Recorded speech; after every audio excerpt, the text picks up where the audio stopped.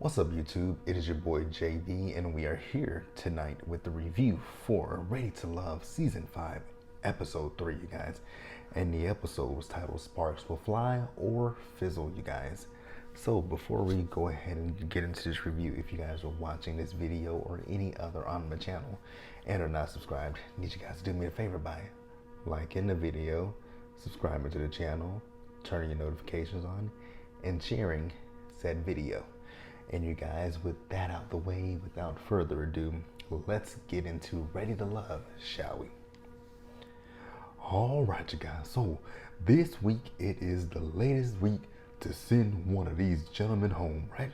So this week, Tommy wants the women to set up a date with these men, right?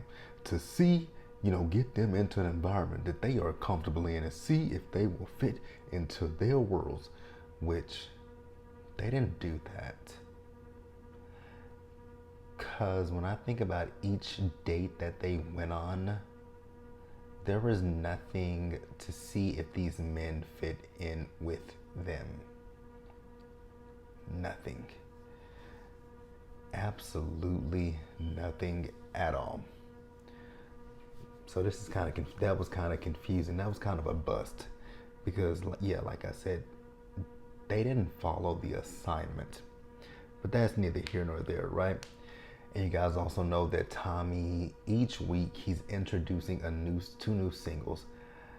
I hope that this ends soon, because I'm over this already, right? Like I said last week, we eliminate one person to bring in two new people. It makes no sense to me. So this week we have two new blind dates, right? So Dakia, she will be going out on a blind date with Eric. And then we do see the date with Eric and Dakia. So Eric, he is a celebrity chef, right?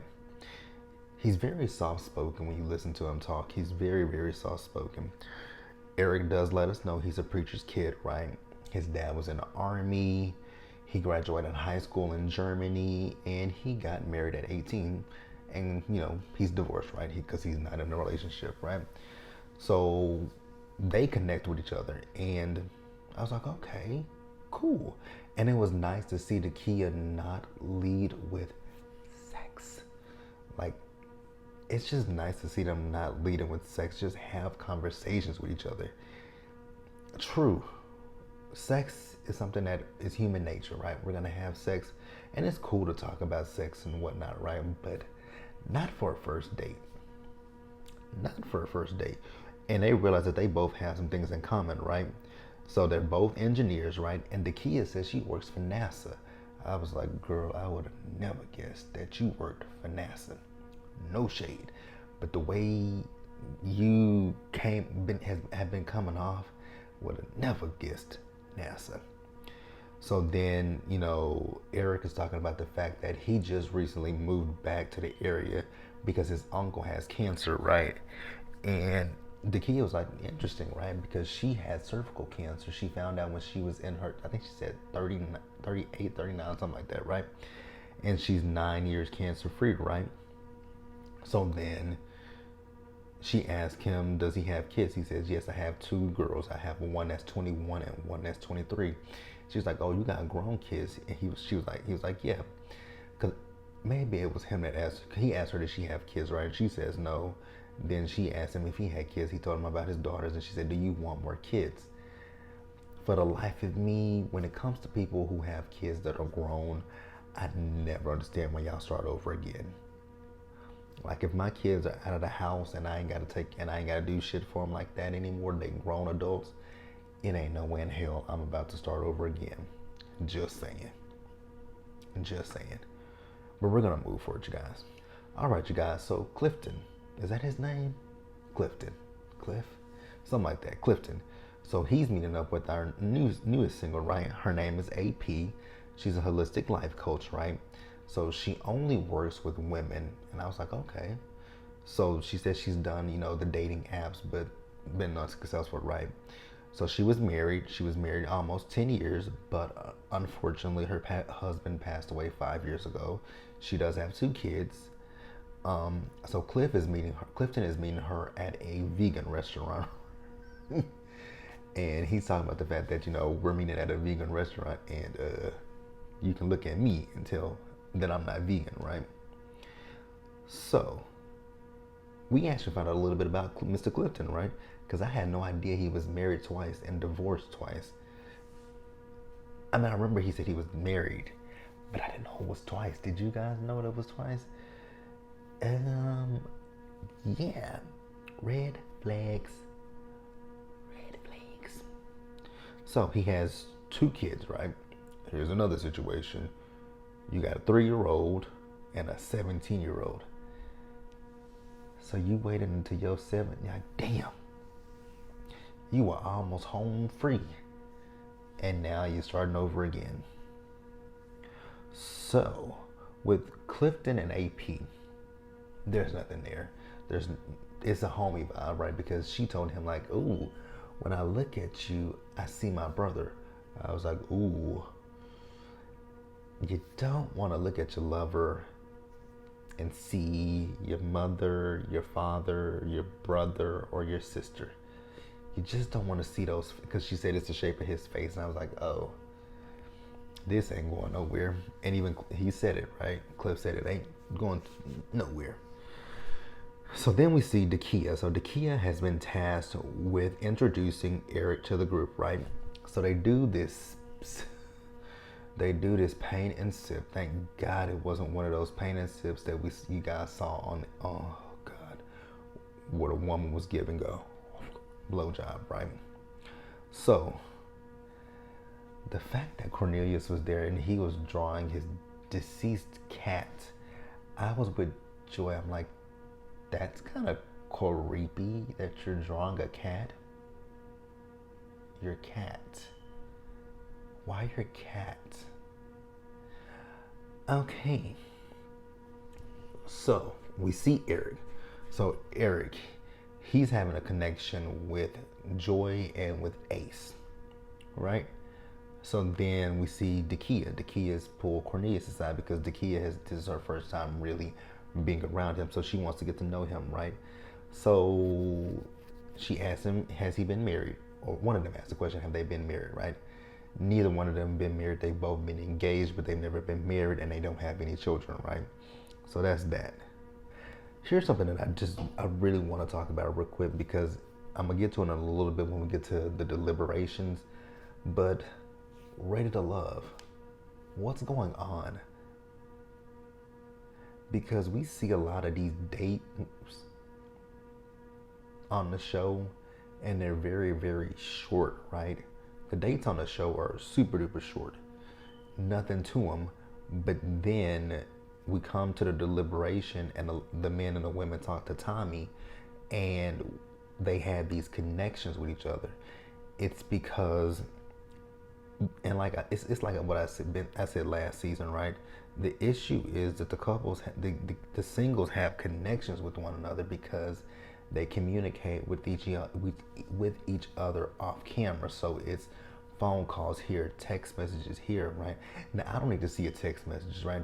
I don't have to see the text messages, but it would be nice to see, like, you say you guys are having phone conversations. It would be nice to see those phone conversations being had between the singles, so that way we, the viewing public, know what's going on. And like I said, I'm gonna touch on that when we get to the deliberations, right?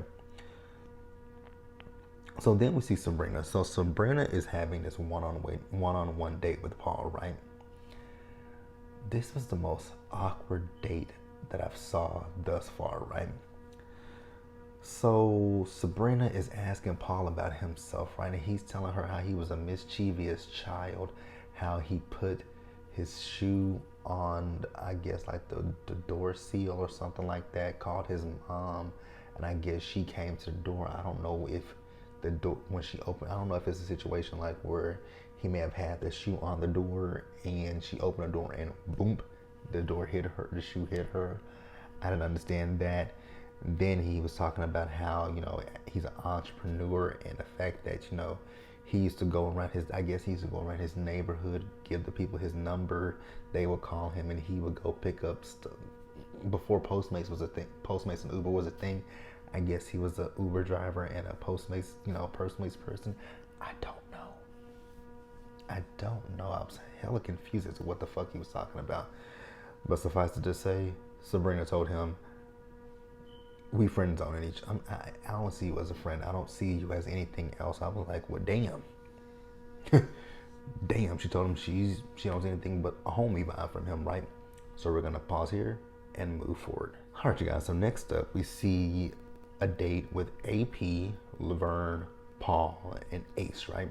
So they're out bowling. Now, you guys, I do get flirting with each. I do get flirting, right? And it's cool to flirt. But here we go again with the touchy feely shit, right?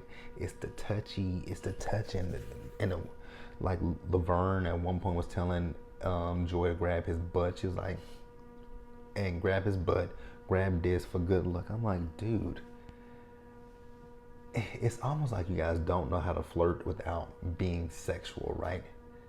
It's just giving that you guys don't know how to flirt without it turning sexual.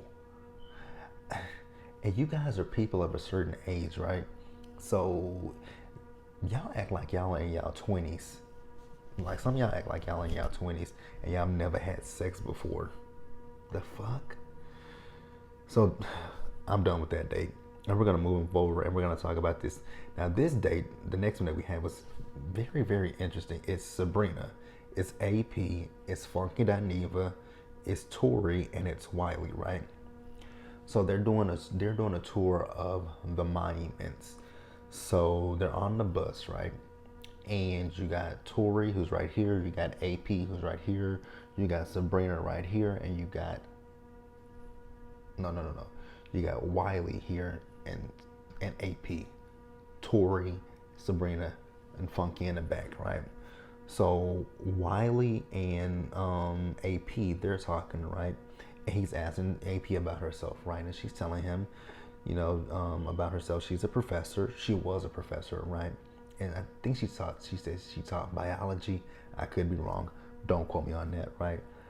But the thing with AP is, she's, I forgot how old she is. She's in her 40s, right? But Wiley's in his 30s. Wiley's 32, right? He's my age, and that's kind of a little. She's not really feeling that, right?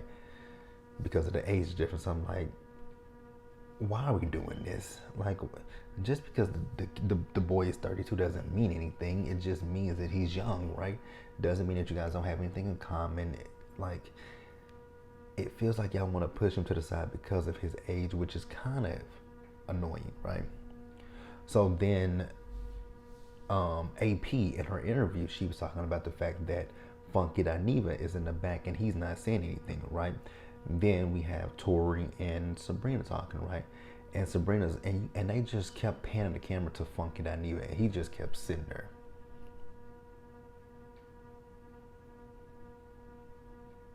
That was Funky Dineva the entire time, and I'm thinking to myself, so y'all really want. It's the strangest thing to me with the women of Ready to Love, especially this season and last season, right?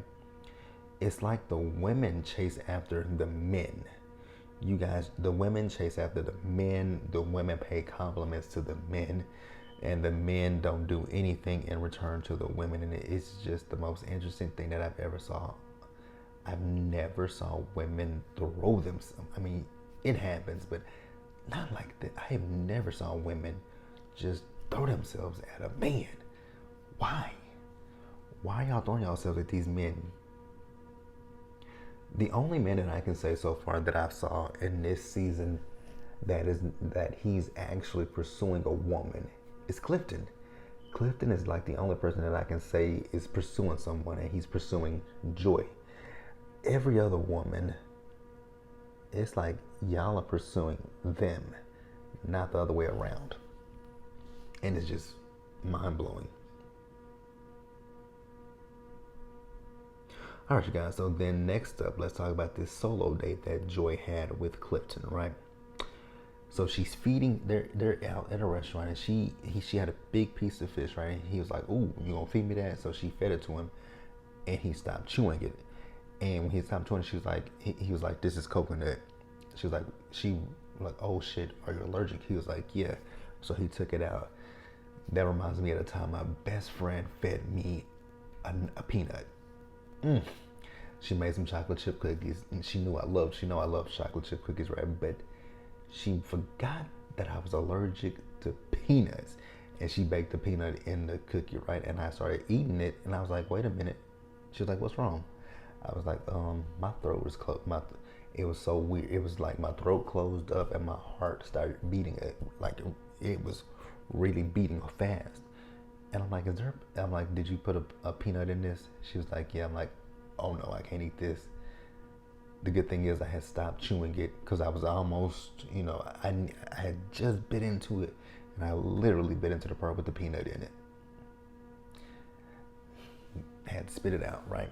But hey, they got past that, right? So we found out a little bit more about Joy. So Joy was raised by her dad, right?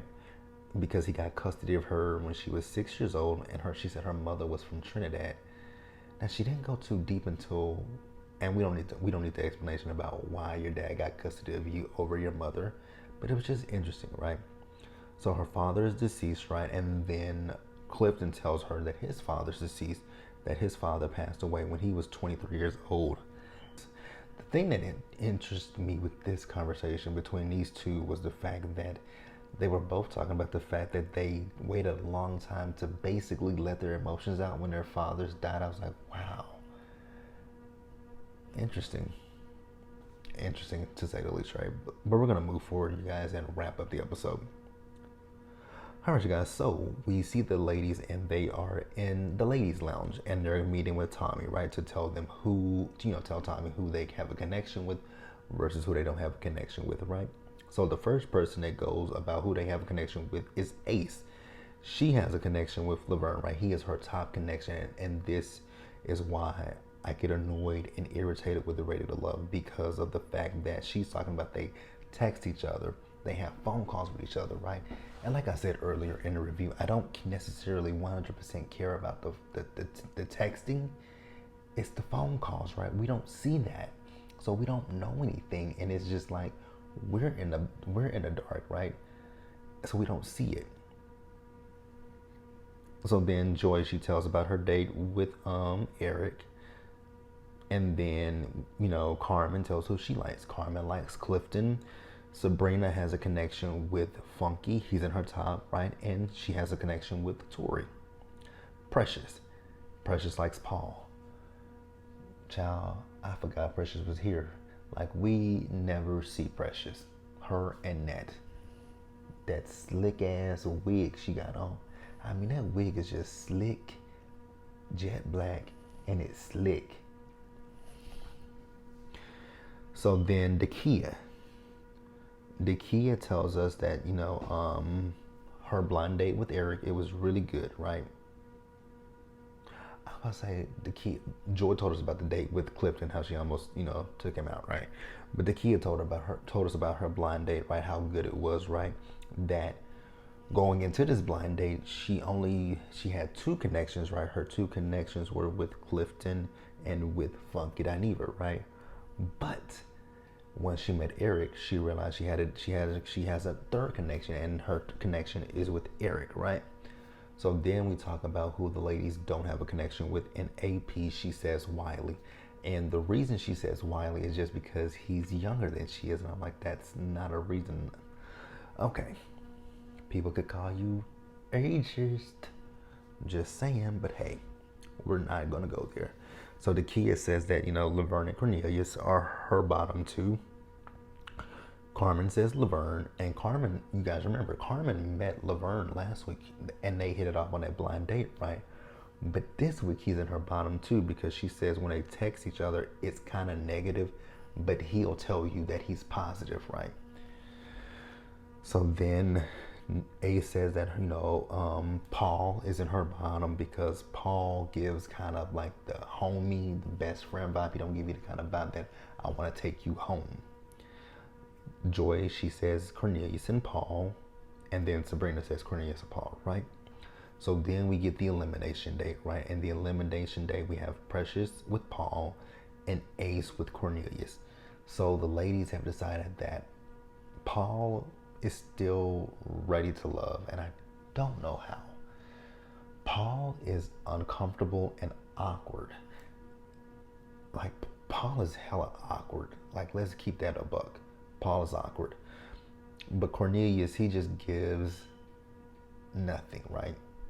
But I mean, we only met him in last week's episode, so we don't have much to go on with Cornelius. But hey, it is what it is. Paul stays, Cornelius goes, and next week we are getting 2 new singles.